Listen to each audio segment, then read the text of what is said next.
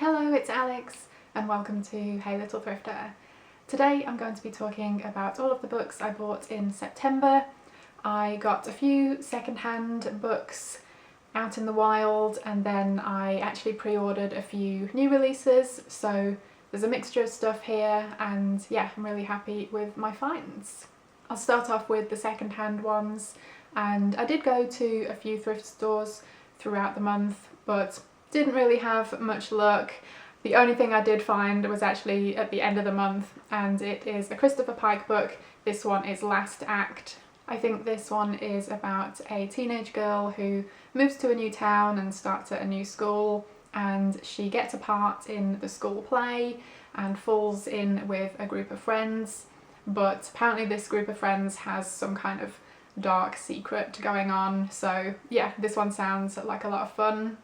Then my husband actually found me a few books at one of the Goodwill outlets, which is known as the bins. It's basically just like massive bins full of random stuff that you have to pick through, and then most of it is sold by weight. And he found me these 3 books, all of which have really beautiful artwork, and you know, they cost pennies basically. So first up is Secret Melody by Paula Minton, and this is a Magnum Gothic original and it's set on the French Riviera, and it sounds like it's about a woman who travels there in search of her long lost half-brother. So I don't know if this creepy ghost dude is the half-brother or what, but I guess I will find out.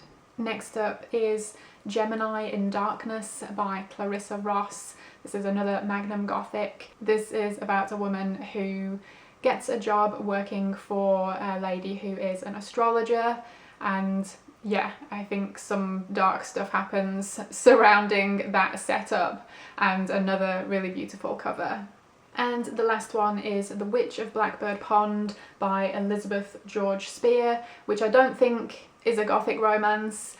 It's one that I've definitely heard of before, but I've never actually read it. I believe this is a children's novel and like a historical story, but it's definitely packaged here in more of a Gothic romance type cover. And yeah, it's a really beautiful cover, and don't really know too much about what this one is actually about, but I know it's a pretty well-known title and has definitely been reissued many times over the years, so yeah, I'd be intrigued to check this one out.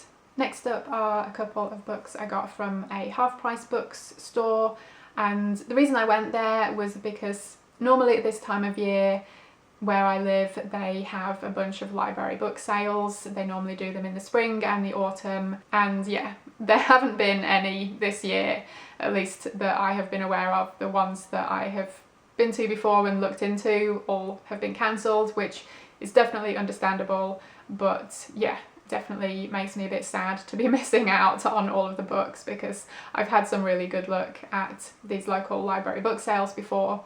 So I was having withdrawal symptoms basically, and I needed to get a fix, and I hadn't really had much luck recently at the thrift stores, so I figured, oh hey, I could check out an actual second-hand bookshop. Didn't actually have much luck there either, but I did find these 2. This is books 1 and 2 of the Sorority series by Tamara Thorne, and it sounds like this is about a sorority at a college that is actually a centuries-old coven of witches. Sounds bloody brilliant if you ask me, and I'm not quite sure if this is strictly adult fiction or if it's more YA, but either way they sound like a lot of fun. And yeah, I've got the first 2 books. First one is Eve and the second one is Marilyn. I definitely look forward to giving these a read at some point, and yeah, I believe it's a trilogy and I just happened to find the first 2 books, so I will give them a go before I track down book number 3. And the last few books are recent releases that I had pre-ordered. First up is The Women of Weird Tales. So that was a magazine called Weird Tales, and this volume includes 13 fantastic tales originally published between 1925 and 1949. This book is part of the Monster She Wrote series that Valancourt Books are doing. I have read that book. It's a non-fiction book all about female horror and speculative fiction authors over the decades, and it's a really great read, definitely recommend it. And yeah, it looks like the authors of that book teamed up with Valancourt to do a series of female written reissues and anthologies, so yeah, really looking forward to this one. And the other one is the Valancourt book of World Horror Stories Volume 1. It is edited by James D. Jenkins and Ryan Cagle, and this is, yeah, exactly what it says on the tin. Basically, it is a collection of stories from authors around the world, and this is a fairly chunky book. It's over 400 pages long, so you know, they definitely haven't skimped.